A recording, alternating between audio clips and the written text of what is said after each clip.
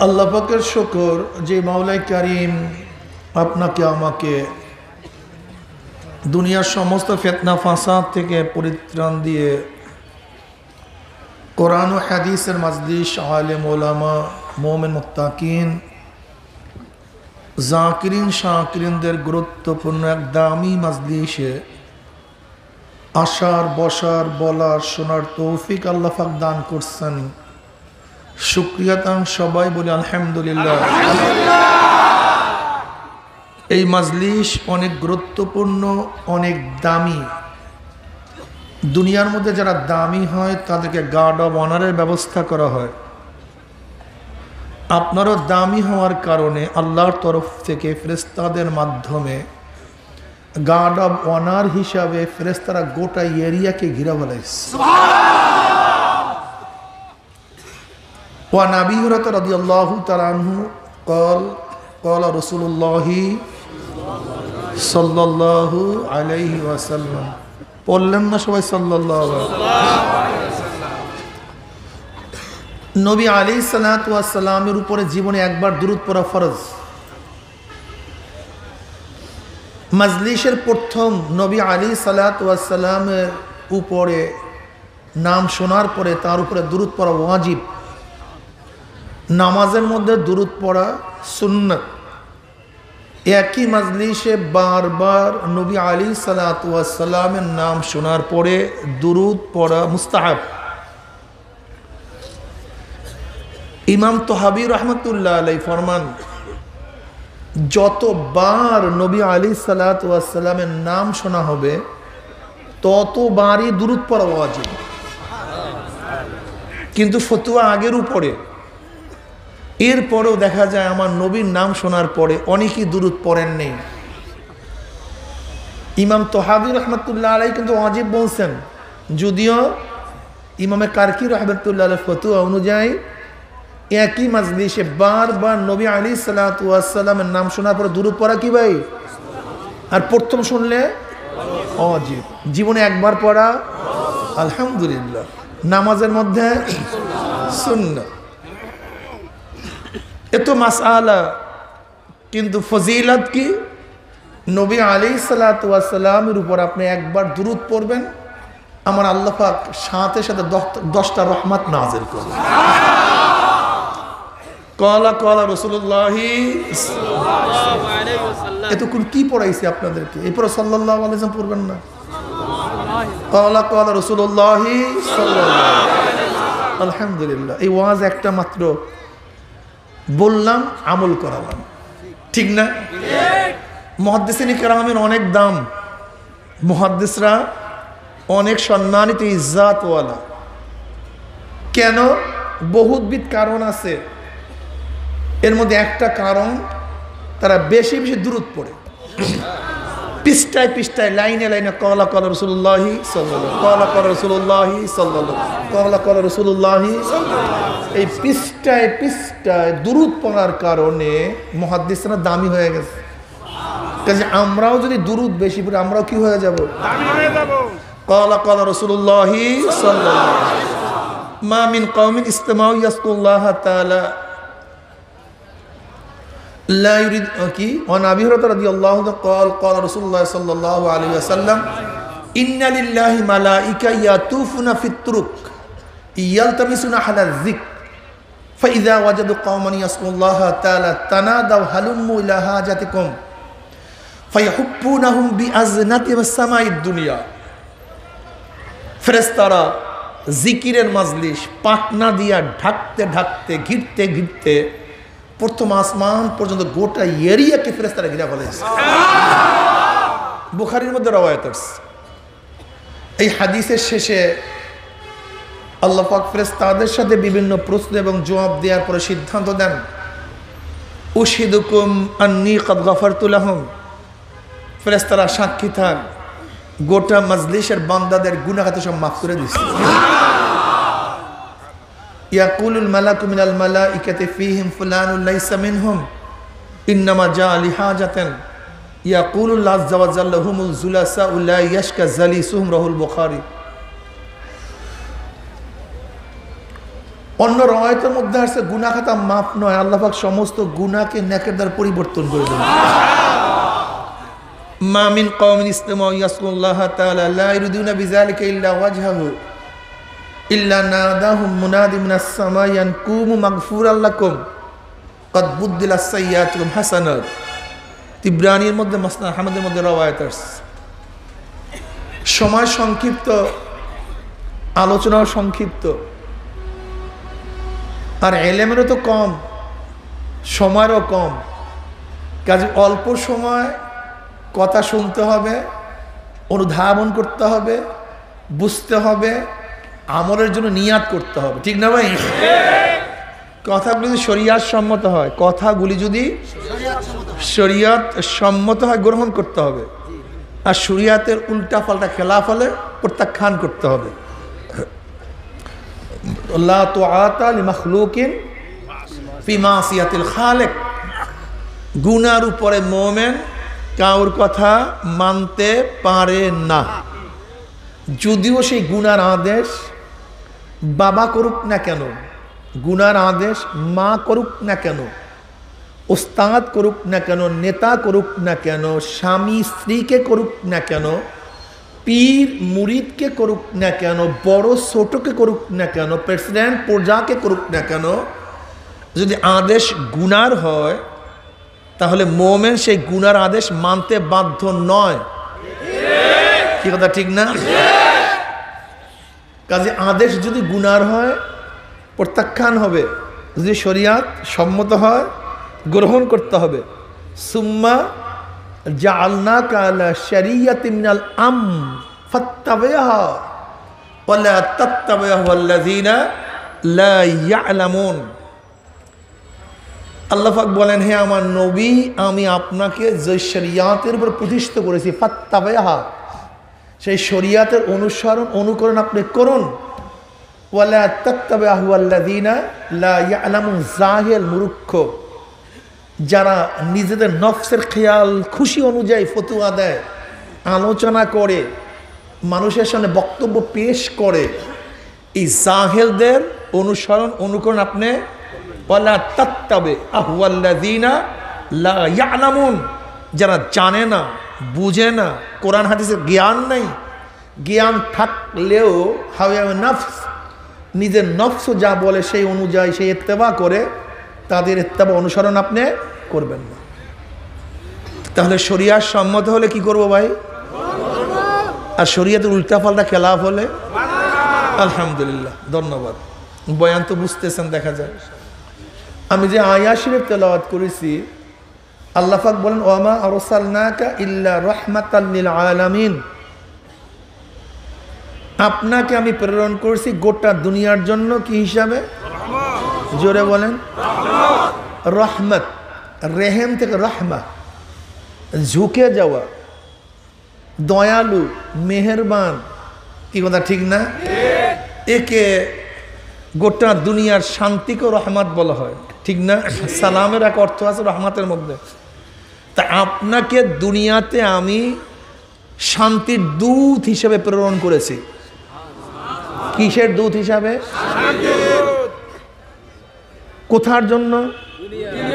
হ্যাঁ, ভুলে গেছেন এর মধ্যে। কোথার জন্য?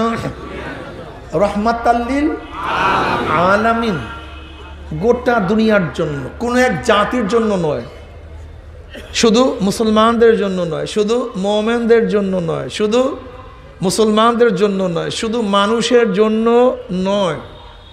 আমার নবীকে আল্লাহ পাক গাছের জন্য রহমত হিসাবে বানাইছে, পানির জন্য রহমত হিসাবে, কুকুরের জন্য রহমত হিসাবে, শুয়ারের জন্য রহমত হিসাবে, গোটা প্রাণী কুলের জন্য আমার মাওলা আমার নবীকে রহমত হিসাবে, শান্তির দূত হিসাবে প্রেরণ করেছেন। মজার কথা দেখেন, জানোয়ার অন্যান্য মাখলুকাতের কথা বাদ, মানুষকে শান্তি দেওয়ার জন্য, মানুষকে ভালো বানাবার জন্য, মানুষের অধিকারকে ফিরিয়ে দেওয়ার জন্য গোটা দুনিয়ার মধ্যে বহুত বিজ্ঞানী দার্শনিকের জন্মগ্রহণ করছে, আবির্ভূত হয়েছেন বহুত বিজ্ঞানী, বহুত দার্শনিক, হয় নাই? কি দেওয়ার জন্য? মানুষকে শান্তি দেওয়ার জন্য, মুক্তি দেওয়ার জন্য, তাদের অধিকারকে ফিরিয়ে দেওয়ার জন্য বহুত বিজ্ঞানী, বহুত দার্শনিক দুনিয়াতে আসছে। যেমন আসে সক্রেটিস, ঈসাই সালের 500 বছর আগে। ঈসাই সাল বর্তমানে 2022, এরও 500 বছর, 550 বছর আগে সক্রেটিস আসছে, যিনি ডেমোক্রেসির প্রবক্তা বলা হয়। মানুষকে এমন থিম দিবে যেই থিমে মানুষের মৌলিক অধিকার রক্ষা হবে। তার সাগরেদ প্লেটো সক্রেটিসের সেই থিম থিওরিগুলোকে বিন্যস্ত করছে, তার সাগরেদ অ্যারিস্টটল সুবিন্যস্ত করছে। এরপর আসছে মন্টেস্কো, রুশো, লক, হুভাস, আসছে কার্ল মার্কস, মাওসুতুন, আসছে আব্রাহাম লিঙ্কন। এরা গোটা দুনিয়ার মানুষের অধিকারকে ফিরিয়ে দেওয়ার জন্য, কেউ সমাজতন্ত্র, কেউ গণতন্ত্র ডেমোক্রেসি, কেউ সোশ্যালিজম, কেউ ক্যাপিটালিজম, কেউ কমিউনিজম। কিসের জন্য? মানুষকে শান্তি দেওয়ার জন্য, মানুষের অধিকারকে ফিরিয়ে দেওয়ার জন্য। আমার নবী আসছে দুনিয়াতে মানুষের অধিকারকে ফিরিয়ে দেওয়ার জন্য, মানুষকে শান্তি দেওয়ার জন্য। বুঝতে হবে তোমাকে। কার্ল মার্কস, মাওসুতুন সমাজতন্ত্রবাদ আবিষ্কার করছে কিসের জন্য ভাই? কথা বলেন না কেন? কি আপনারা ঘুমায়া পড়ছেন নাকি? এটা ক্লাস চলতেছে না? এখন আমি কি স্বীকার করতে অসুবিধা আছে? আপনারা সবাই, যদিও অযোগ্য আমি, কিন্তু যতক্ষণ আমি আসি ততক্ষণ উস্তাদ হিসেবে ট্রিট করতে হবে। আমি উস্তাদ, এটা আগে ভাবুন। আমি উস্তাদ, আপনারা সবাই যদিও অযোগ্য, লেকিন বৈশা গেছি, এখন মানতে হবে। প্রশ্ন করার সাথে সাথে জবাব দেব। আমি সুর দিয়া চলিয়া যাব এরকম কষ্ট করার জন্য এখানে আসিনি। আমি দেখব বয়ান কতজন বুঝছেন, অন্তরের মধ্যে কতজনকে বয়ান ঢুকাতে পারছি। সমাজতন্ত্র, সাম্যবাদ। সমাজতন্ত্র, সাম্যবাদ বুঝেন? সবাই সমান, সবাই সমান। মাওসুতুন, কার্ল মার্কস ডাক দিছে দুনিয়ার মজদুর এক হও, সবাই সমান। ঋষি, কামার, মজদুর, শ্রমিক, মালিক, প্রেসিডেন্ট, প্রজা সবাই অধিকার সমান, সব কিছু সমান।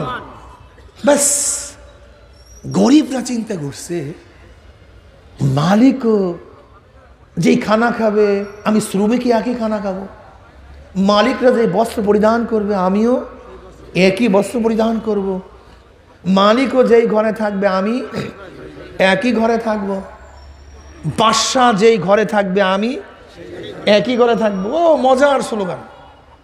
দুনিয়ার মজদুর এক হও, আন্দোলন করো, সংগ্রাম করো, বিপ্লব করো, মারো সব ধনীদেরকে, বর্জুয়াদেরকে পিটাও, হত্যা করো, খুন করো, সমাজতন্ত্র কায়েম করো।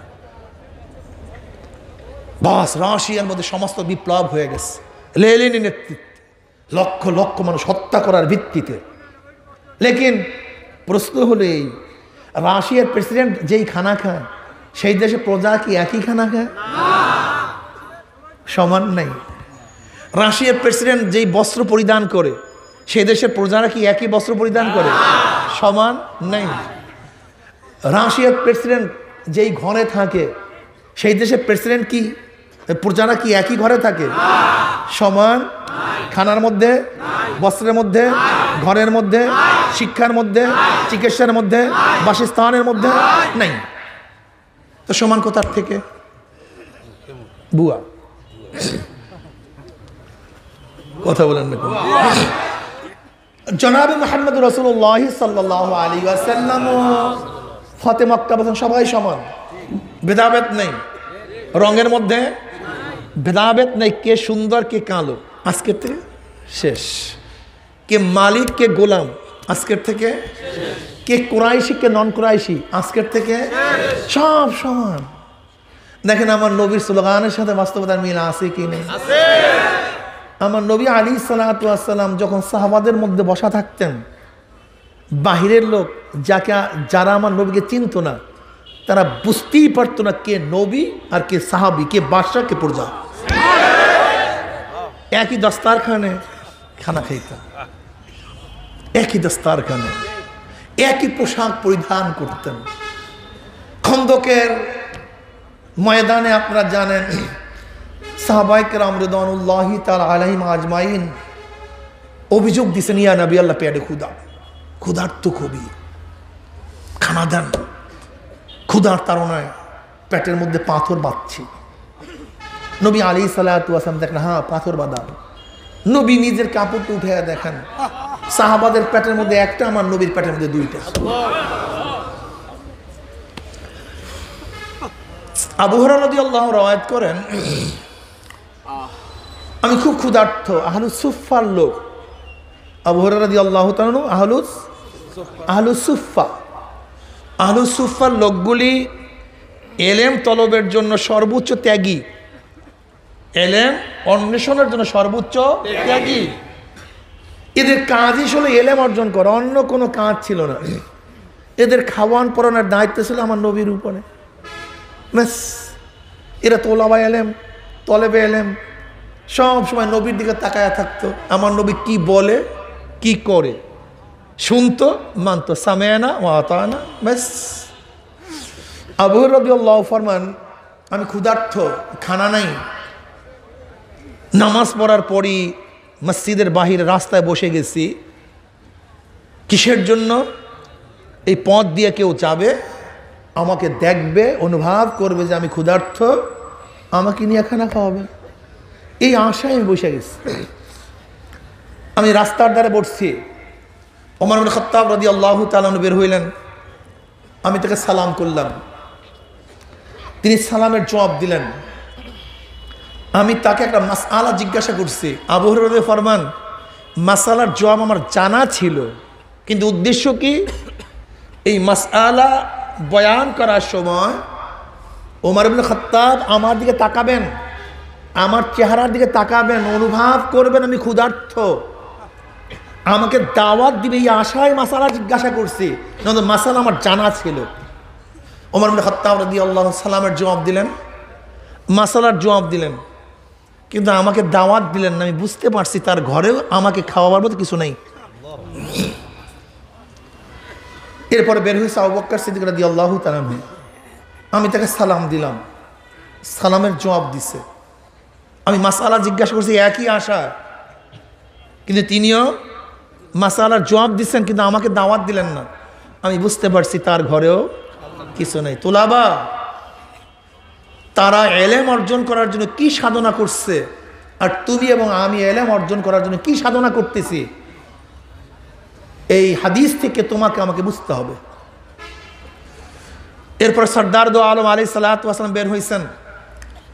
আমি তাকে সালাম দিলাম, তিনি জবাব দিচ্ছেন। আমার চেহারার দিকে তাকায়াই তিনি ঘরে হাত ছুড়লেন, আছে কিছু খাওয়ার মতো?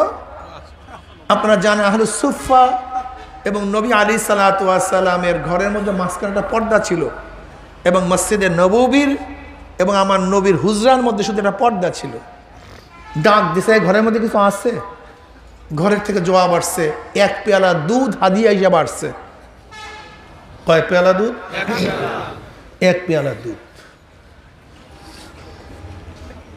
যখনই এক পেয়ালা দুধের সংবাদ নবী আলাইহিস সালাতু ওয়াস সালাম পাইলেন, অমনি নবী আলাইহিস সালাতু ওয়াস সালাম আবু হুরায়রাকে বলেন, আবু হুরায়রা, আহলুস সুফফা সবাইকে দাওয়াত দাও, আজকে তারা সবাই আমার মেহমান।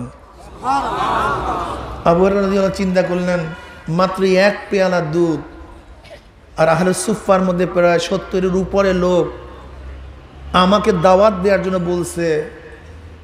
যখন তারা বসবে আমাকেই বলবে সবাইকে খাওয়াও, খাদিমদারি করো। তা আমি তো সবাই খাদিমদারি করতে করতে আমি যেই ক্ষুধার্ত, সেই একই ক্ষুধার্ত, আমার কি ফায়দা?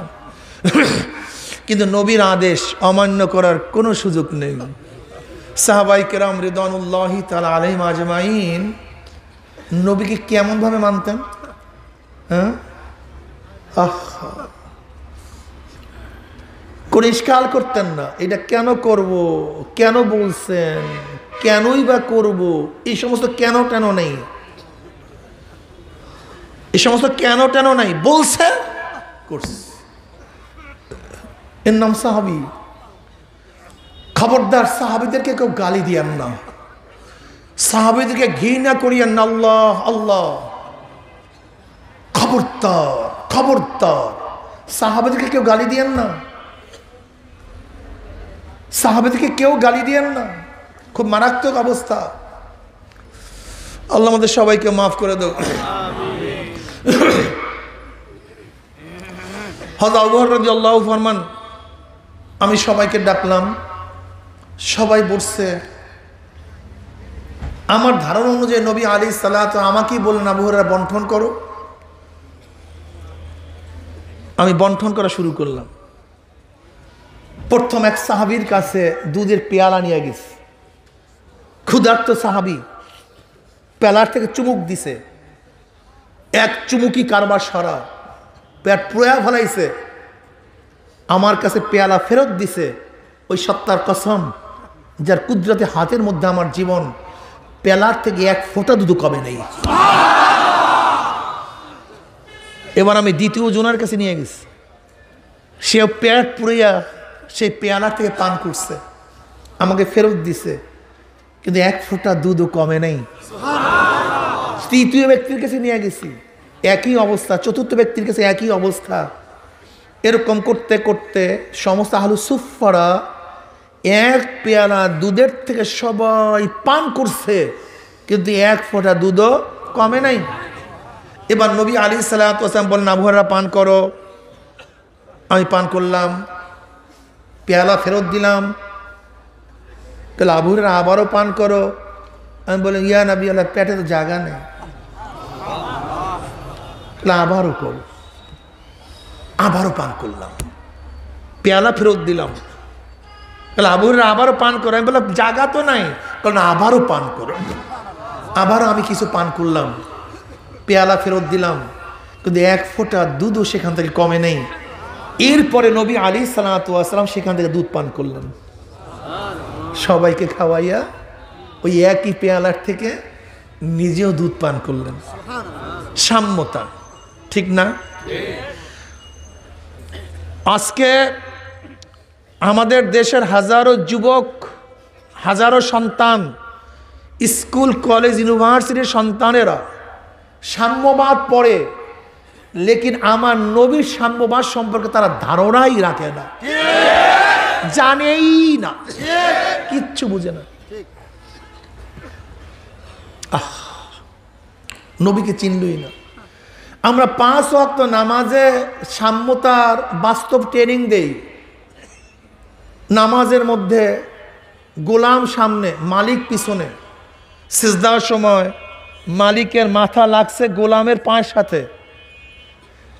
মালিকের এই কথা বলার অধিকার নাই যে তুই আমার সামনে কেন, নামাজের মধ্যে আমার মাথা তোর পায়ের সাথে লাগলো কেন, অধিকার নেই। প্রেসিডেন্ট পিছনে, ঋষি কামার চামার মজদুর জেলে তাঁতি সামনে, প্রেসিডেন্ট বলার অধিকার নাই তুমি পিছনে আসো, আমি সামনে যাব। মসজিদে সব সমান, সব আল্লাহর গোলাম, সব আল্লাহর গোলাম।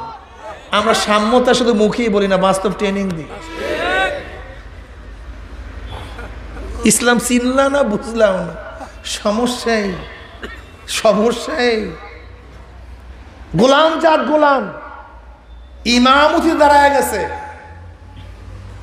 একবার বাদশাহ ছেলে বাদশাহ না, খোদ বাদশাহ নিজে পিছনে আছে। অধিকার নাই যে আমি পিছনে তুমি সামনে কেন। ইমাম সাহেব চান্স দেয়, ভালো কথা, চান্স না দেয় দাঁড়াও। ওই গোলাম যারা গোলাম আল্লাহু আকবার বলবে, তার অনুসারে তোমাকে আল্লাহু আকবার বলতে হবে। ওই গোলাম যারা গোলাম রুকুতে যাবে, দাঁড়ালে হবে না, নামাজ বাদ, নামাজ ফৌত, যা বের হয় এখান থেকে। ওই গোলাম যারা গোলামের অনুযায়ী রুকুতে যা। সব কার গোলাম? মসজিদে ঢুকছো, সব কেদারি শেষ, মসজিদে ঢুকছো, সব আল্লাহর গোলাম। সাম্যতা শিক্ষা দিই আমরা। যাই হোক, এরকম বললে তো বহু সময় যাবে।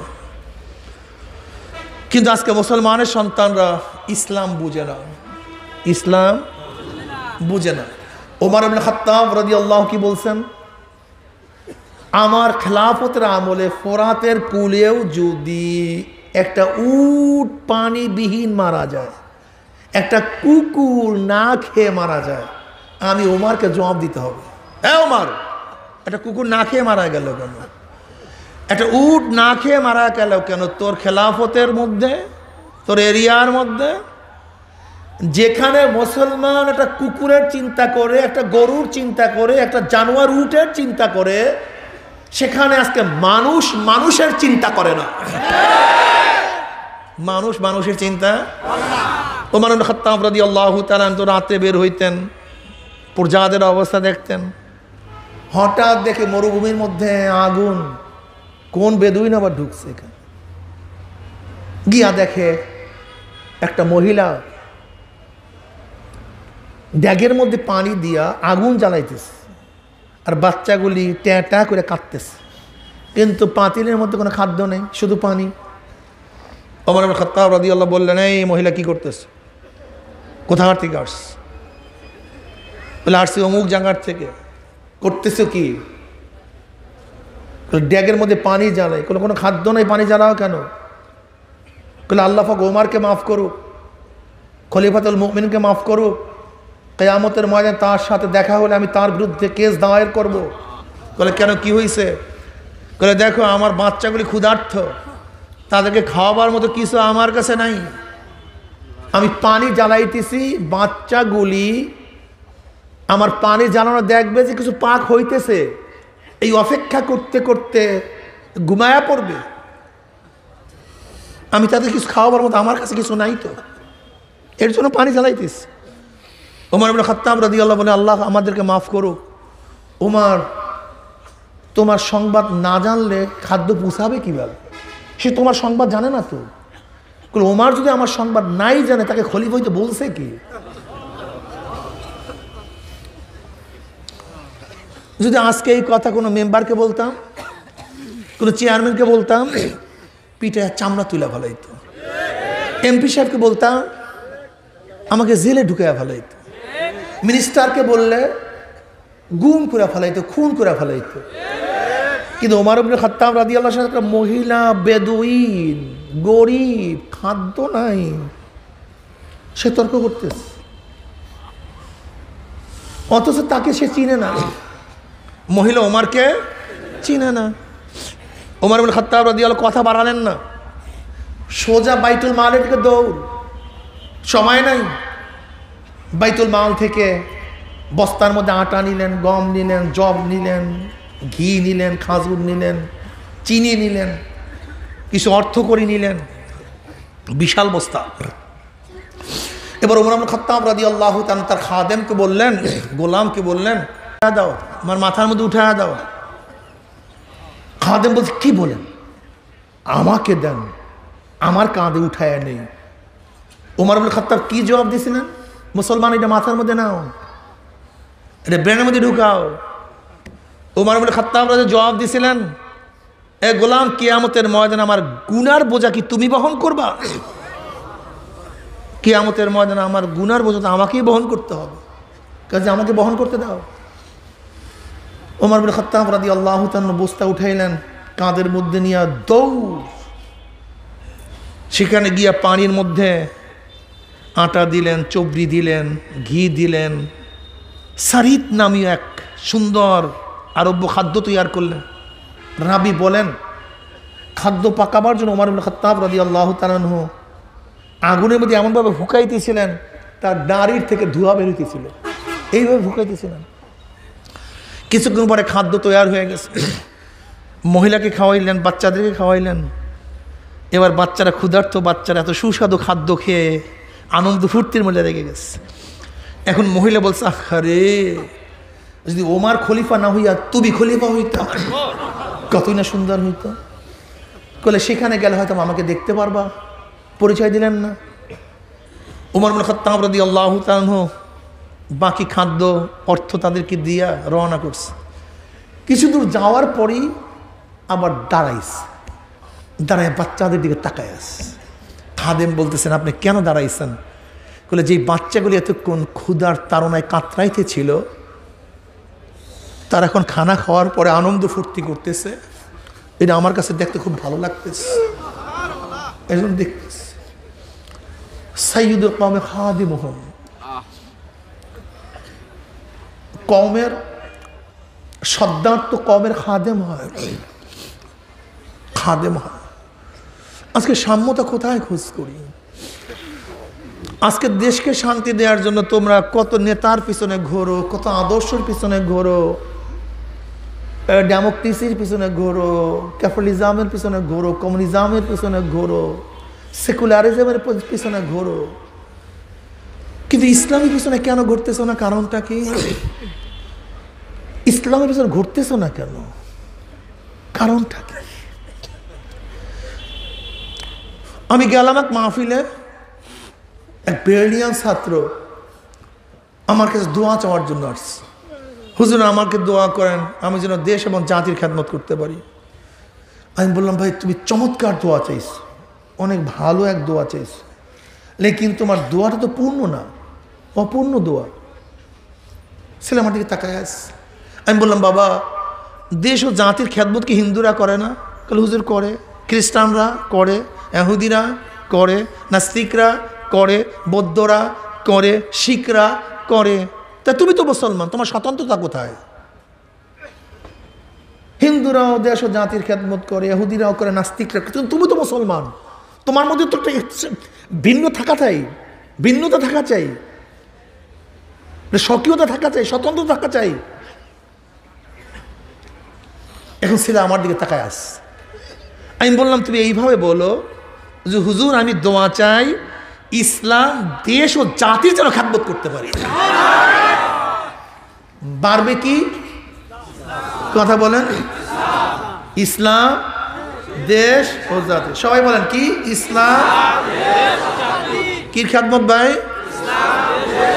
না শুধু দেশ, না শুধু জাতি, না শুধু ইসলাম, ইসলাম দেশ ও। বলে হুজুর শুধু শুধু, আমার নবীকে শুধু বানায়েন না, আমার নবীর পরিচয় অনেকের মধ্যেই নেই। এই যে দাঁড়ানো আছেন না, ওলামায়ে কেরাম আছেন না, শিক্ষিতরা আছেন না, অধিকাংশ মানুষ আমার নবীর পরিচয় জানে না। সবাই কি জানে? আমার নবী গরিব ছিলেন, সবাই এই গজল জানে। আমার নবী, কথা বলেন, আমার নবী না খায়া ছিলেন, আমার নবী এতিমও ছিলেন, সবাই এইটা জানে। কিন্তু আমার নবী বাদশাও ছিলেন, এটা অনেকেই জানি না। আমার নবী না খায়া ছিলেন, ক্ষুধার্ত ছিলেন জানি, কিন্তু আমার নবী প্রধান বিচারপতি ছিলেন, এটা অনেকেই জানি না।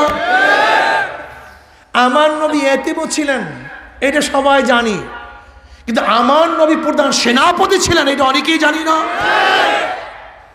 সবাই জানে আমার নবী নরমও ছিলেন, সবাই জানে কি আমার নবী, কিন্তু আমার নবী যে গরমও ছিলেন, এটা অনেকেই জানি না। শুধু একতরফা জানা জানি। সবাই কি জানি? আমার নবী আসছে মাটির নিচের কথা বলার জন্য, শুধু ধর্মের কথা বলার জন্য। আমার নবীকে নাউজুবিল্লাহ বৌদ্ধদেবের মতো বানাইয়া দিয়েছে, কেউ কেউ গুরু নানকের মতো বানাইয়া দিয়েছে, কেউ রাধা লক্ষ্মীর মতো বানাইয়া দিয়েছে। বুঝেন নাই? যেমন বৌদ্ধদেব ধর্মের প্রধান, রাষ্ট্রের প্রধান না। গুরু নানক ধর্মের প্রধান, রাষ্ট্রের প্রধান না। রাধা লক্ষ্মী ধর্মের প্রধান, রাষ্ট্রের প্রধান না। কিন্তু আমার নবী ধর্মের প্রধান, রাষ্ট্রের প্রধান। অবস্থা দেখেন, মাথার মধ্যে নাই, মাথার মধ্যে অনেকের ধারণা আমার নবী শুধু কবরের নিচের কথা বলবে, কিন্তু আজকে চুরি, ডাকাতি, বদমাশি, জেনা, বেবিচার, ইভরেজিং, মদ, জুয়া, জুলুম, অত্যাচার, গুম, খুন, এই কথা বলবে কে? এই কথা বলেন না কেন? যারা ধর্ষক তারা কি ধর্ষণের বিরুদ্ধে আইন পাশ করতে পারে? যারা জেনাকার ওরা কি জেনার বিরুদ্ধে আইন পাশ করতে পারে? যারা চোর, ডাকাত, গুন্ডা, বদমাশ, ওরা কি চুরির বিরুদ্ধে আইন পাশ করতে পারে? কাজে যাদের আদর্শ চরিত্র ভালো তারাই তো ঘুষের বিরুদ্ধে আইন পাশ করে, চুরির বিরুদ্ধে আইন পাশ করে। আর এই মৌলবীরা কি কয়, এর মধ্যে আমি নেই।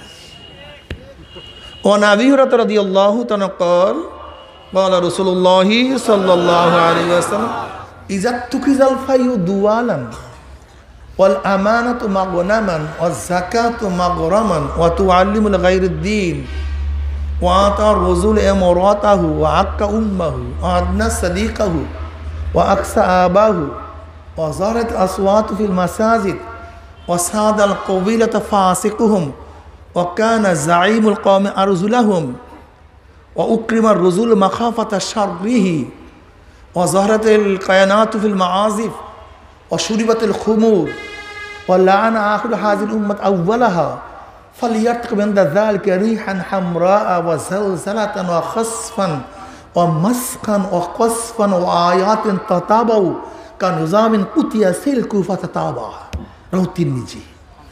কিয়ামতের আলামত এগুলি সব বর্ণনা করার সময় নাই। কিয়ামতের আলামতের মধ্যে একটা আলামত, যখন রাষ্ট্রের মাল, সরকারি মাল নিজের মাল মনে করবে। ইজাতুকিজাল ফাই দুয়ালান, মালে ফাই সরকারি মাল যখন নিজের মাল মনে করবে, এটা কিসের আলামত ভাই? তা কিয়ামতের আলামত থেকে ফিরাবার জন্য আলেমদের কোনো দায়িত্ব নাই। পাগল, আপনার টাকা যদি চুরি হয় আপনি ফিরান কি ফিরান না? আপনার ঘরে ডাকাত আসলে ফিরান কি ফিরান না? আপনার মাল কেউ নষ্ট করলে আপনি ফিরান কে ফিরান না? তা রাষ্ট্রের মাল কার? সরকারের। রাষ্ট্র আর সরকার বুঝেন আপনি? রাষ্ট্র আর সরকারও বুঝেন না। রাষ্ট্র সবার, সরকার দলের। সরকার হয়, রাষ্ট্র হয়। সরকার পরিবর্তন হয়, রাষ্ট্র পরিবর্তন হয় না। এই রাষ্ট্র সবার, এই আমরা যারা আছি সবার, আওয়ামী লীগ, বিএনপি, জাতীয় পার্টি, জাসদ, বাসদ, কুলি, মজদুর, মেয়াতর, সবাই রাষ্ট্র। কিন্তু সরকার আওয়ামী লীগের, সরকার অমুকের, সরকার তমুকের, সরকার দলের হয়, রাষ্ট্র সবাই হয়। সরকারের সম্পদ নাই, রাষ্ট্রের সম্পদ হয়। কাজী আপনার ট্যাক্স, ভ্যাট, কর, খাজনা, এই টাকাগুলি যেহেতু আপনার আমার, কাজী এগুলি হেফাজত করার দায়িত্ব আমাদের প্রত্যেকটা রাষ্ট্রের জনগণের। এটা বুঝেন না কেন? আপনি ভাবছেন অমুকে হেফাজত করবে। তুমি যদি রাষ্ট্রের মাল নষ্ট করো, তুমি এটা খায়েন। আর রাষ্ট্রের মাল যদি নষ্ট থেকে না ফিরাও, তুমি এটা কাপুরুষ, তুমি কাপুরুষ।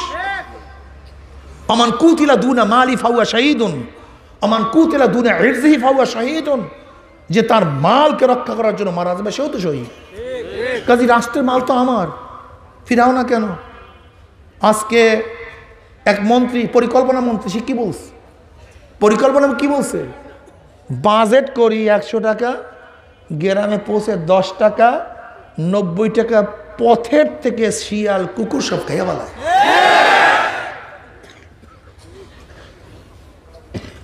আজকের ঘটনা না, বিগত যত সরকার সবই একই ঘটনা। আর এই চোরের যারা দল করে সবাই তো চোর। দর্শকদের যারা দল করে সবাই, ভাই রাগ করিও না বাবা, রাগ করার কিছু নেই।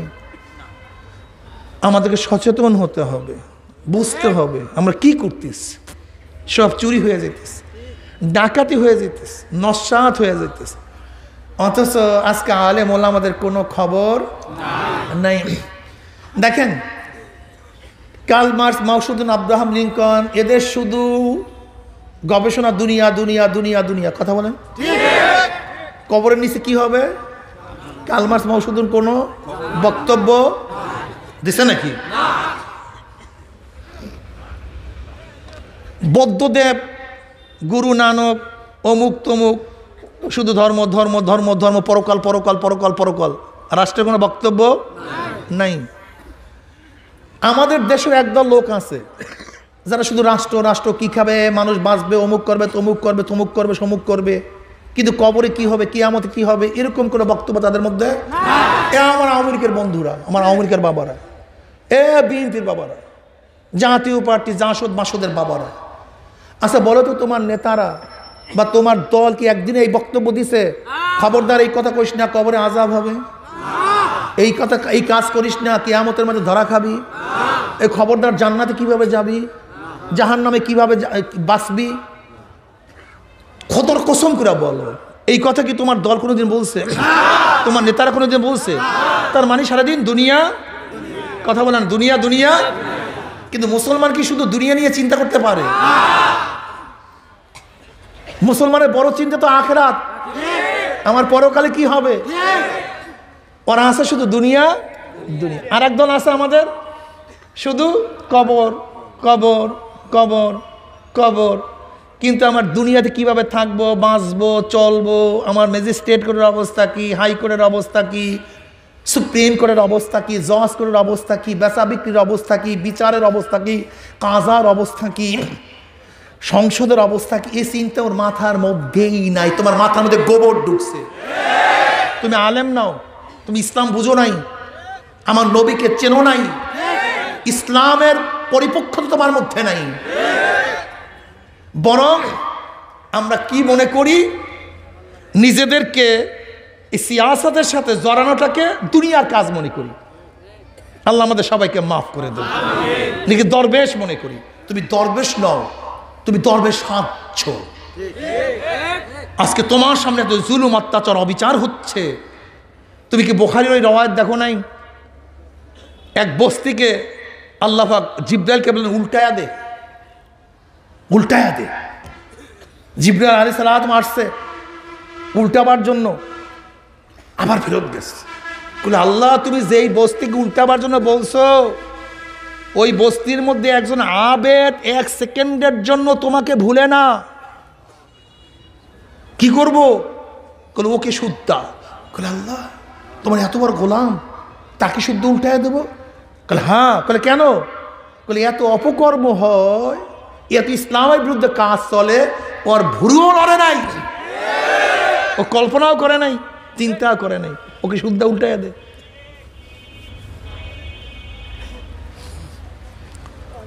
আমার নবী সবার জন্য রহমত স্বরূপ। কি মজা না, কি মজা। এই ঘটনাটা আমার নবী বয়ান করছে। বনি ইসরাইলের এক উল্টা মহিলা পথ দিয়া যাইতেছে, একটা কুকুর পানির পিপাসায় জিব্রা বের হয়ে গেছে। কূপের থেকে পানি পান করার যোগ্যতা কুকুরের মধ্যে নাই।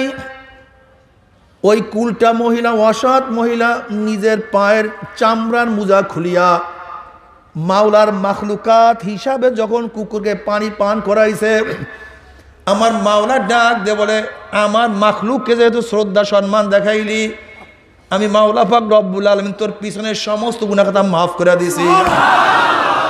ইসলাম।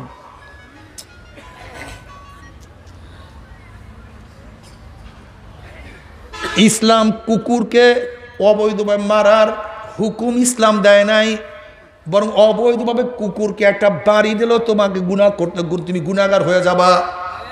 নবী আলাইহিস সালাতু ওয়াস সালাম মেরাজের রজনীতে দেখে জাহান্নামের মধ্যে এক মহিলাকে একটা বিড়াল শুধু মুখের মধ্যে আছর দিতে আছে। জিবরাইলকে বললেন নবী আলাইহিস সালাতু ওয়াস সালাম, ভাই জিবরাইল, এই মহিলার এই শাস্তি কেন? বলে এই মহিলা দুনিয়ার মধ্যে কুকুরকে, এই বিড়ালটাকে কষ্ট দিছে, এর জন্য এই শাস্তি। বিড়ালকে কষ্ট দেওয়া যাবে না। আমার নবী আলাইহিস সালাতু ওয়াস সালাম ফরমাইছেন, যেই জানোয়ার অতিরিক্ত বোঝা বহন করতে পারে না, তাকে অতিরিক্ত বোঝা দিও না, জায়েজ হবে না। দেখছেন কেমন রহমত আমার নবী। নবী আলাইহিস সালাতু ওয়াস সালাম বলছেন, একটা জেতা গাছের ডাল তুমি প্রয়োজন না হলে ভাঙ্গিও না, মাটির মধ্যে এরকম দাপড়ে দাপড়ে চলিও না, মাটি ব্যথা পাবে। আমার নবী আলাইহিস সালাতু ওয়াস সালাম গোটা মাখলুকাতের জন্য রহমত, গোটা মানুষের জন্য রহমত। নবী আলাইহিস সালাতু ওয়াস সালামের আদর্শ মানতেই পারো, গোটা দুনিয়াটা জান্নাতের বাগিচা হয়ে যাবে। বিশ্বাস হয় না? শুধু একটা উদাহরণ দিলে বুঝতে পারবেন। বর্তমান বাংলাদেশের যেই পরিমাণের কেস পেন্ডিং আছে, 80 বছর যদি নতুনভাবে আর কোনো কেস না হয়, 80 বছর যদি সমস্ত বিচারকরা বিচার করে, তাহলে 80 বছরও কেসের ফয়সালা করতে পারবে না। এই পরিমাণের কেস পেন্ডিং। কত বছর? যদি নতুনভাবে কেস না হয়। অথচ ওমর ইবনে খাত্তাব রাদিয়াল্লাহু তাআলা আনহু তিনি অর্ধ জাহানের বাদশাহ, আবার নিজেই প্রধান বিচারপতি, কোনো কেস পেন্ডিং নাই। এর কারণটা কি? মানুষ যদি অপকর্ম করবে তাহলে তার বিরুদ্ধে কেস হবে, অপকর্ম করবে না কেসও হবে না, কেসও পেন্ডিং থাকবে না। মানুষ চুরি করবে না, কিসের চুরির কেস? মানুষ ডাকাতি করবে না, কিসের ডাকাতির কেস? মানুষ খুন করবে না অবৈধভাবে, কিসের খুনের কেস? মানুষ অন্য মানুষের জমি কোনো অবস্থাতে অবৈধভাবে ভোগ করবে না, কিসের জমির কেস? মানুষ কোনো মানুষের জুলুম করবে না, অত্যাচার করবে না। কোনো মুসলমান মদের পেয়ালায় স্পর্শ করবে না, কোনো মুসলমান গাঁজার কলকে স্পর্শ করবে না, কোনো মুসলমান না ইয়াবা পান করবে, না ফেন্সিডিল পান করবে, কোনো মুসলমান কোনো অবস্থাতেই না সে ব্যক্তি প্রিজিং করবে, না সে ধর্ষণ করবে, জুলুমও করবে না, অত্যাচার করবে না, অবৈধ কাজও করবে না, তার বিরুদ্ধে কেসও হবে না, আর কেস পেন্ডিংও থাকবে না। ওমা আরসালনাকা ইল্লা রাহমাতাল লিল আলামিন। আমার নবীকে দুনিয়ার জন্য রহমত হিসাবে বানাইছে। আখেরে আমার নবীর অনুসরণ করবা, কবরটাও রহমত, কবরের মধ্যেও শান্তি, কিয়ামতের ময়দানেও শান্তি, মিজানেও শান্তি, পুসরাতেও শান্তি। কি যে মজা! নবী আলাইহিস সালাতু ওয়াস সালাম ফরমান, কবরের মধ্যে জনাব মুহাম্মদুর রাসূলুল্লাহ সাল্লাল্লাহু আলাইহি ওয়াসাল্লাম রওজার সাথে সুরাক হয়ে যাবে, রাস্তা হয়ে যাবে। ফেরেশতারা প্রশ্ন, মান হাযার রাজুল, চেন ওই ব্যক্তিকে? তখন যুবকরা আমার নবীর মাথার সাথে মিল দেখবে, চেহারার সাথে মিল দেখবে, আদর্শের সাথে মিল দেখবে। ফেরেশতাদেরকে বলবে, ভাই ফেরেশতা, ওনার মোহাব্বতে পড়িয়া মাথায় টুপি দিয়া কলেজে গেছি, কলেজের সাথীরা টুপি উঠে কত থুক মারছে, কিন্তু ওনার প্রেমে পড়িয়া মাথা থেকে টুপি নামাই নাই। স্কুলের মধ্যে দাড়ি রাখিয়া গেছি, স্যারেরা বলছে এত অল্প বয়সে কেন দাড়ি রাখছ, কিন্তু ওনার প্রেমে পড়িয়া দাড়ির মধ্যে পোষ লাগাই নাই। পর্দা করার কারণে আমাকে ঘরের থেকে তাড়াইয়া দিছে, তারপর আমি পর্দা সারি নাই। ওনার প্রেমে পড়িয়া লম্বা জামা গাঁট থেকে নামাই নাই। ওনার দল করতে গিয়া কত রক্ত ঝরাইছি, কত কেস খাইছি, আমি কত কষ্ট সহ্য করছি, এরপর নবীর দল আদর্শ আমি সারি নাই। ওনার প্রেমে পড়িয়া নিজের জীবনের মোহাব্বত করি নাই। আমি আল্লাহর রাস্তায় শহীদ হয়ে গেছি। ও যে আমার নবী জনাব মুহাম্মদুর রাসূলুল্লাহ সাল্লাল্লাহু আলাইহি ওয়াসাল্লাম, অমনি আমার মাওলা ডাক দেবে, সাদাকাত দি, আমার বান্দা সত্য কথা বলছে। আফরুশুল ফরাশা মিনাল জান্নাহ ওয়াল বিসু মিনাল জান্নাহ। এই ফেরেশতা আমার বান্দা বান্দির গার মধ্যে জান্নাতের পোশাক লাগাইয়া দে, জান্নাতের বিছানা বিছায়া দে, জান্নাতের নাজ নিয়ামতের দ্বারা গোটা কবরটাকে ভরিয়া দে। আল্লাহ তুমি কবুল করিয়া নাও। কিয়ামতের ময়দানে আল্লাহ পাকের বান্দা বান্দি উঠবে। জনাব মুহাম্মদুর রাসূলুল্লাহ সাল্লাল্লাহু আলাইহি ওয়াসাল্লাম ফরমান, আমি কিয়ামতের ময়দানে আমার উম্মতদেরকে হাউজে কাউসারের পানি পান করাইয়া দেব। বুখারীর মধ্যে রওয়ায়াত আছে, মান শারিবা লাম ইয়াজমা আবাদা, যে ব্যক্তি এক পেয়ালা হাউজে কাউসারের পানি পান করবে 50,000 বছরের মধ্যে আর কোনোদিন পানির পাশা লাগবে না। সাহাবায়ে কেরাম রিদওয়ানুল্লাহি তাআলা আলাইহিম আজমাইন প্রশ্ন করলেন, ইয়া নবী আল্লাহ, ইয়া রাসূলুল্লাহ, নবী আদম থেকে শুরু করে কিয়ামত পর্যন্ত যত মানুষ দুনিয়াতে আসবে সবাই তো কিয়ামতের ময়দানে উঠবে, আপনি আমাদেরকে চিনবেন কিভাবে?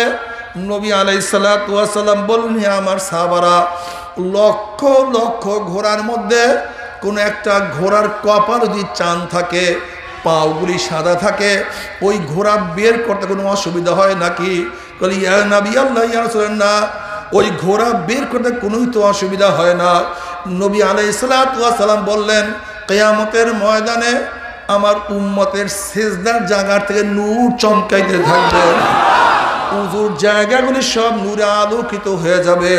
নূরুহুম ইয়াসআ বাইনা আইদিহিম ওয়া বিআইমানিহিম ইয়াকুলুনা রাব্বানা আতমিম লানা নূরানা ওয়াগফির লানা ইন্নাকা আলা কুল্লি শাইইন কাদির।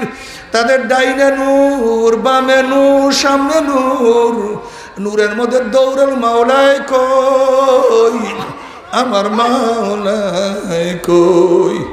নবী আলাইহিস সালাতু ওয়াস সালাম নিজে ডাকিয়া ডাকিয়া তার নিজের হাত মোবারকে তার উম্মতকে হাউজে কাউসারের পানি পান করাইয়া দেবে। আল্লাহ তোমার নবীর হাত মোবারকে এক পেয়ালা হাউজে কাউসারের পানির ব্যবস্থা করিয়া দিও। আল্লাহ তুমি কবুল করিয়া নিও। ও আমার বেনমাজি বাবারা, ও আমার বেপর্দা মা বোনেরা খুব ভালো মতো বুঝো। ও আমার মুসলমান বাবারা খুব ভালো মতো বুঝো। নবী আলাইহিস সালাতু ওয়াস সালাম বুখারীর মধ্যে রওয়ায়াত আছে, তিনি ফরমান, নবী বলেন, আমি পুলসরাতের কিনারায় দাঁড়ানো থাকবো। একদল উম্মতের ঈমান আমল এত মজবুত হবে, আকাশের মধ্যে বিজলি চমকাবার সাথে সাথে যেরকম দুনিয়ার মধ্যে বিজলির আলো পৌঁছিয়া যায়, একদল আল্লাহ পাকের মুমিন বান্দাবান্দির ঈমান আমল এত মজবুত হবে, ওই 30,000 বছরের পুলসরাত 1 সেকেন্ডের মধ্যে পাড়ি দিয়ে আমার মাওলার জান্নাতে চলিয়া যাবে। আল্লাহ তুমি কবুল করিয়া নাও। যাদের ঈমান আমল একটু দুর্বল হবে, বাতাসের গতিতে পুলসরাত পাড়ি দিয়ে আমার মাওলার জান্নাতে চলিয়া যাবে। আল্লাহ তুমি কবুল করিয়া নাও। একদল উম্মত ঘোড়ার গতিতে, একদল দৌড়াইয়া দৌড়াইয়া, একদল হাঁটিয়া হাঁটিয়া একবার ঝুঁকবে আর একবার পড়বে, এরকম হাঁটিয়া হাঁটিয়া পুলসরাত পাড়ি দিয়া মাওলার জান্নাতে চলিয়া যাবে। আল্লাহ তুমি কবুল করিয়া নাও। কিন্তু যখনই কবরের মধ্যে প্রশ্ন, মান হাজার রজুল, চেন ওই ব্যক্তিকে।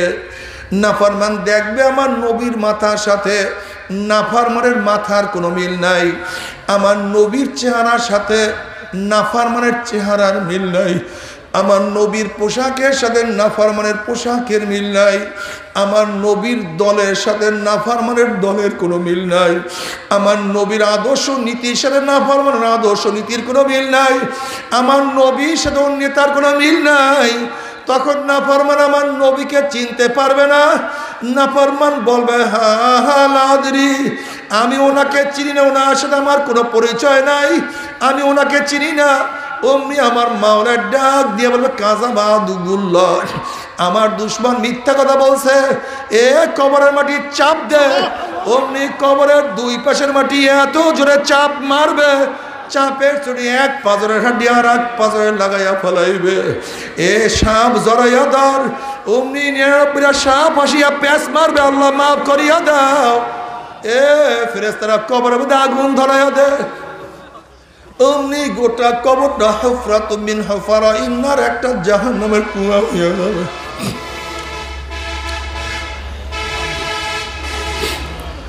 বাবারে সহ্য করতে পারবি? ওই আযাব তো কেউ সহ্য করতে পারবো না। ও আমার যুবক বাবা, দুনিয়াতে কয়দিন বাঁচবা? ও মুরব্বী, ও গরিব, ও ধনী, ও আমার পর্দার মা বোনেরা, কোথায় রওনা করছো? কি নিয়ে রওনা করছো? হযরত উমর ইবনে খাত্তাব রাদিয়াল্লাহু ফরমান, হাসিবু ক্বাবলা আন তুহাসাবু, তোমার কাছে হিসাব নেওয়ার আগে তুমি তোমাকে হিসাব নাও। তোমার নামাজ পড়ার সংখ্যা বেশি না নামাজ কাজার সংখ্যা বেশি, তোমার রোজা রাখার সংখ্যা বেশি না রোজা কাজার সংখ্যা বেশি, তোমার দাড়ি কাটার বয়স বেশি না দাড়ি রাখার বয়স বেশি, এই চক্ষু দিয়ে কি নেকের কাজ বেশি করছো না গুনার কাজ বেশি করছো, কান দিয়ে কি নেকের আওয়াজ বেশি ঢুকাইছো না গুনার আওয়াজ বেশি ঢুকাইছো, এই জবান দিয়ে কি নেকের আওয়াজ নেকের কথা বেশি বলছো না গুনার কথা বেশি বলছো, এই হাত দিয়ে অবৈধভাবে কত মহিলার গায়ে হাত লাগাইছো, এই হাত দিয়া কত মদ স্পর্শ করছো, এই হাত দিয়া কত কত ঘুষ, কত সুদ, কত চুরি, কত ডাকাতি, কত জুলুম, কত অত্যাচার, কত খুন করছো। এই পাও দিয়া কি নেকের দিকে বেশি হাঁটছো না গুনার দিকে বেশি হাঁটছো? অন্তর দিয়া কি নেকের চিন্তা বেশি করছো না গুনার চিন্তা বেশি করছো? গুনাহ যা করছো তওবা করতে পারছো কি পারো নাই? আবার যা তওবা করছো আমার মাওলায় মাফ করছে কি করে নাই? খবরদার হিসাব নিকাশ না মিলাইয়া কেউ মাওলার কবরে যাইও না। وأما من أوتي كتابه بشماله فيقول يا ليتني لم أوت كتابيا ولم أدري ما حسابيا يا ليتها كانت القاضية ما أغنى عني ماليا هلك عني سلطانيا خذوه فكلوه ثم الجحيم صلوه ثم في سلسلة ذرعها 70 ذراعا فاسلكوه। যাদের আমল নামা বাম হাতে পড়িয়া যাবে, হারিয়া পিছনের দিকে চলিয়া যাবে। এবার নাফরমান ইয়া লাইতানি লাম উতা কিতাবিয়া, আফসোস, ইয়া লাইতানি, আফসোস যদি আমি আমার আমল নামা না পাইতাম। এত নামাজ কাজা, এত রোজা কাজা, এত মিথ্যার গুনাহ, এত মদের, এত সুদের, এত ঘুষের,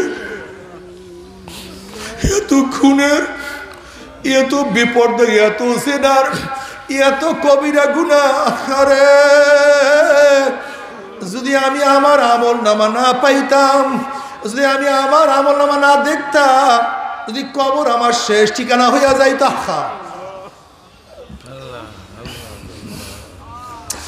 যদি কিয়ামতের মধ্যে উঠতে না হইতো, মা আবনা আন্নি মালিয়া হালাকা আন্নি সুলতানিয়া, আফসোস আমার এত টাকা, এত পয়সা, এত জায়গা, এত জমি, এত গাড়ি, এত বাড়ি, কোনো কিছুই কোনো উপকার করতে পারলো না। যেই টাকার জন্য জীবন ধ্বংস করিয়া ফেলাইছি, যেই জমি জমি করতে করতে নামাজ পড়তে পারি নাই, যেই দুনিয়ার পিছনে পড়ে ইবাদতের মধ্যে সময় যেতে পারি নাই, মা আগুনান নিমালিয়া, আমার মাল আমাকে কোনো উপকার করতে পারলো না। হালাকান্নি সুলতানিয়া, কোথায় আমার মেম্বারি, কোথায় আমার চেয়ারম্যান, কোথায় আমার এমপি গিরি, কোথায় আমার মিনিস্টার গিরি, কোথায় আমার সরদারি, কোথায় আমার পীরগিরি, কোথায় আমার মহাদ্দেশগিরি। আমার কোনো ক্ষমতা এখন আর কাজে লাগে না, সব শেষ। উপায় কি হবে?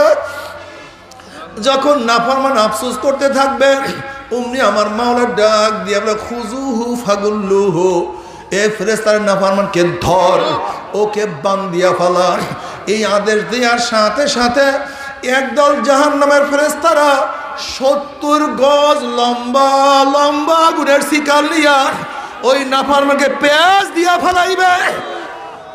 সুম্মা ফি সিলসিলাতিন যারউহা 70 যিরাআন ফাসলুকুহু, যেরকম কুকুরের পার মধ্যে, গরুর পার মধ্যে রশি লাগাইয়া টানতে টানতে কুয়ার মধ্যে ফালাইয়া দেয়, কূপের মধ্যে ফালাইয়া দেয়। এবার নাফরমানের হাত পার মধ্যে জাহান্নামের শিকার লাগাইয়া টানতে টানতে টানতে টানতে মিন ওয়ারাই জাহান্নাম, জাহান্নামে নিক্ষেপ করবে। বাবারা সহ্য করতে পারবি? ওই আযাব তো কেউ সহ্য করতে পারবো না। আল্লাহ, আল্লাহ তুই আমাদের সবাইকে মাফ করিয়া দাও রে। আল্লাহ তুই আমাদের সবাইকে ক্ষমা করিয়া দাও। জাহান্নামের লোক জ্বলতে জ্বলতে কলিজা শুকায়া যাবে, জিব্রা শুকায়া যাবে, পানি পানি করে চিল্লাইতে থাকবে। আল্লাহ পাক ডাক দে, ফেরেশতারে এই নাফরমানকে দুনিয়ার মধ্যে কত নেয়ামত আমি ভোগ করাইছি, ওয়া ইন তাউদ্দু নি'মাতাল্লাহি লা তুহসুহা, আমার এত নেয়ামত খাইয়া লইয়া যারা আমার হুকুম মানে নাই। ওই জাহান্নামীদের জন্য ঠান্ডা জাতীয় ঠান্ডা পানির ব্যবস্থা রাখি নাই। লা ইয়াযুকুনা ফিহা বারদা ওয়ালা শারাবা ইল্লা হামিমা ওয়াসসাকা জাযাআন ওয়াফাকা, আমি ওদের জন্য গরম পুজ এবং গরম পানির ব্যবস্থা।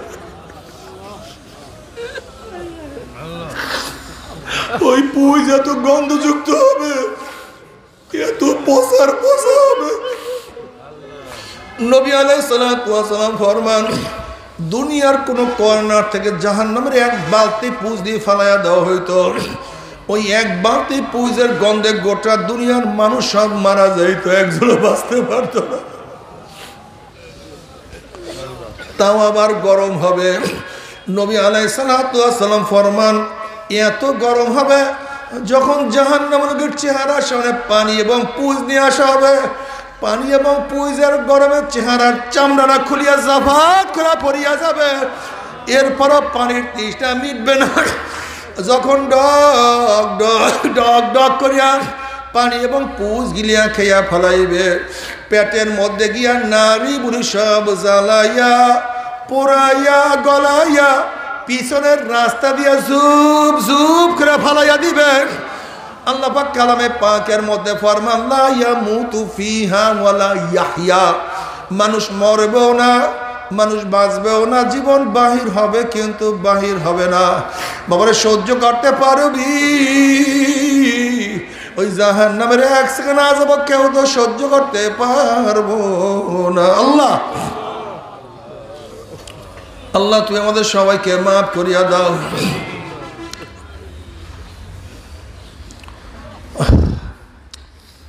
ও আমার মুসলমান বাবারা, পর্দারা মা বোনেরা, কি নিয়ে রওনা করছো? কোথায় রওনা করছো? একদিন না একদিন বিদায় হইতেই হবে। মনকে বুঝো রে মন। 1,02,24,000 পয়গাম্বর কোনোদিন মিথ্যা কথা বলতে পারে না। কোরআন ও হাদিস কোনোদিন মিথ্যা কথা মিথ্যা হইতেই পারে না। লক্ষ লক্ষ কোটি কোটি আল্লাহ ওয়ালারা কোনোদিন মিথ্যা কথা বলতেই পারে না। মনকে বোঝো রে মন। আজকে ব্যবসায় একবার লস খেলে বারবার ব্যবসা করিয়া লাভ করার আশা করা যায়। আজকে দুনিয়ার পরীক্ষায় একবার ফেল করলে বারবার পরীক্ষা দিয়ে পাশ করার আশা করা যায়। আজকে দুনিয়ার মামলায় ম্যাজিস্ট্রেট করে হারলে জজ করে আপিল করিয়া, জজ করে হারলে হাইকোর্টে আপিল করিয়া, হাইকোর্টে হারলে সুপ্রিম কোর্টে আপিল করিয়া জেতার আশা করা যায়। সুপ্রিম কোর্টেও হারলে প্রেসিডেন্ট মার্সি করিয়া জেতার আশা করা যায়। কিন্তু খোদা না খাস্তা, খোদা না খাস্তা, মওতের মামলায়, কবরের মামলায়, কিয়ামতের মামলায়, মিজানের মামলায়, ওই পুসরাতের মামলায় একবার স্লিপ কাটিয়া যায় আর তো দ্বিতীয়বার আপিল করা যাবে না। আল্লাহ আল্লাহ তুমি আমাদের সবাইকে মাফ করিয়াই দাও।